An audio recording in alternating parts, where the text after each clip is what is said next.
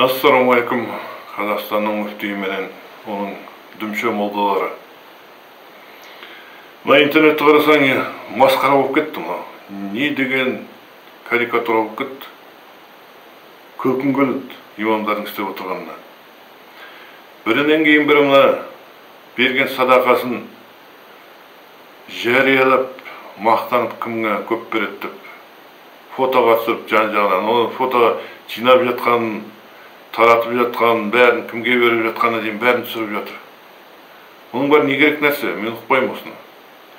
Сендер өздерің айтасыңдар ғой, садақаны жарияламай беріңдер деп. Ал енді өздерің неге жариялап бересіңдер, мақтанасыңдар? Неге показуха жасайсыңдар? Показуханы білесіңдер ғой, ешқандай сауап болмайтынын. Ертең осы таратып жатқан қанша еңбектерің бар, соның бәрі далаға кетеді ғой. Осыны неге ойламайсыңдар? Кейбіреуің айтуларың мүмкін, бізге адамдар ақша береді, сосын ол ақша қайда кетіп жатқанын білгісі келеді. Ол үшін жариялап қажет қанша, егер отчет бергің келсе фотоға түсірді, фотоны мешітіңнің бір қабырғасына іліп қой, керек адам келеді де көреді өзі, не істеп жатқандарында. Ал енді сендер болсаңдар, біріңмен бірің жалысып, интернетке қойып, фотоларыңды бірінен кейін бірін. Күнде шығарасыңдар ғой, қарап отырсаңыз, сендерден басқа жаңалық жоқ.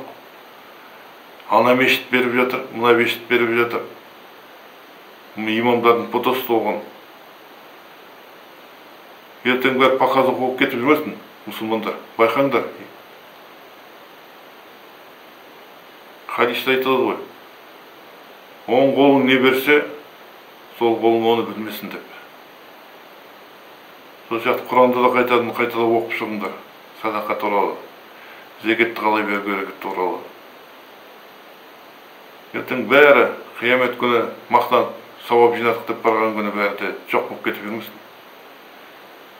Қасықтап жинаған сауаптарыңды байқаңдар, шелектеп бәрін лақат көзіп төгіп тастап жүрмеңдер. Осы фото, мақтаныш фотоларың. Мен не шатып, не бұлшыдап отыр деп қазір ойлап отырған шығарсыздар. Менің ештеңем кетпейді оған. Мен жай ғана сендерге жаным ашиды, қанша еңбек жинап жетіп жатсыңдар, соның бәрі далаға кетпесін, байқаңдар деп. Мақтанбаңдар. Показуха жасамаңдар. Рия жасамаңдар. Ойланыңдар, бірден істемес бұл. Мен ғана емес, оны халықта көріп отыр, халықта айтып жатыр, мына немесе мақтана береді бұл имамдар деп. Сендер одан ешқандай авторитет алып жатқан жоқсыңдар. Керісінше халық сендерді жек көріп жатыр, мақтаншақтар деп. Өздерің айтасыңдар да, өздерің істемейсіңдер. Тоқтатыңдар мына масқараларыңды.